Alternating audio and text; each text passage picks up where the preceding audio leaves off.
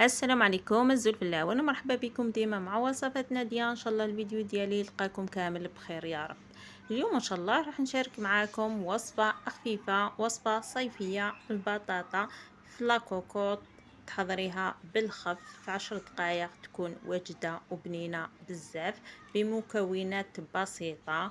هاد الوصفة حضريها كي تكوني مزروبة ليه. اذا تبعوا معايا للاخير باش تكتشفوا معايا طريقه تحضير هاد البطاطا. اذا هنا اول شيء جبت كميه من البطاطا، قشرتها كامل، وهنا راني قطعها كامل دوائر.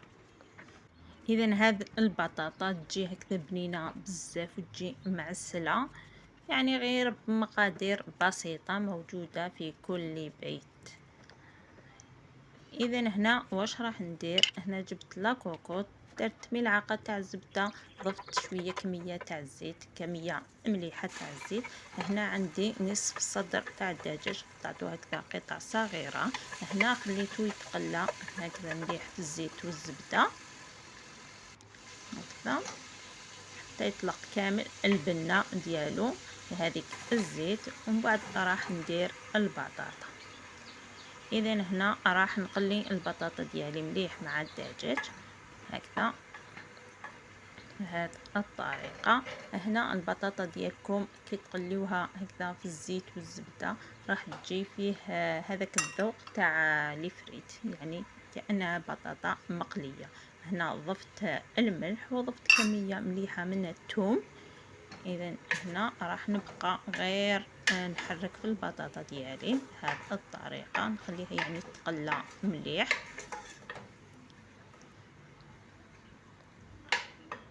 يعني كيما على بالكم البطاطا ما تديش الوقت في الطياب. هنا البطاطا ديالكم تلقاوها بدا يدخل لها الطياب.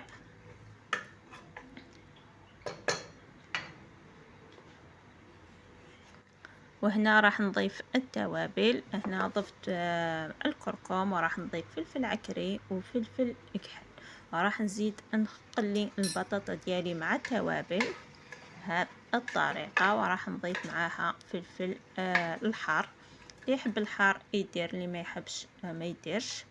هذا الفلفل الحار راح يزيد في البنه تاع البطاطا ديالكم.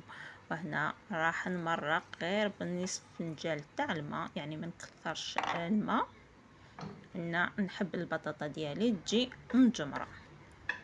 اذا هنا راح نغلق لاكوكوط ديالي ونخليها طيب، يعني غير تبدا الصفارة تصفر. راح نحسب 10 دقائق وراح نطفي عليها. اذا هنا بعد مرور 10 دقائق هنا البطاطا ديالي راهي طيب كما راكم تشوفوا، راهي يعني مجمره. هنا في الاخير راح نضيف كميه شويه يعني تاع الجبن المبشور، هذا اختياري. كاين راح يزيد في البنه تاع البطاطا ديالكم. هنا راح نغطي عليها ونخليها على الفرن مده 2 دقائق هكذاك، ونطفي عليها ونشوفوها فيما بعد في طاوله التقديم. هذه هي اذا الوصفه ديالنا لنهار اليوم، بطاطا مجمره تجي هكذا في لاكوكوط. 10 دقائق تحضريها وتجي بنينه بزاف، تجي هكذا معسله. اذا هذه هي الوصفه ديالنا، نتمنى تعجبكم هذه الوصفه ونتمنى تجربوها. اذا عجبتكم الوصفه ديالي ما تنسونيش بالاشتراك وما تنسونيش باللايك، وما تنسوش تضغطوا على زر الجرس تصلكم كامل الفيديوهات اللي راح نشاركها معكم. والى الملتقى في وصفات اخرى ان شاء الله، والسلام عليكم.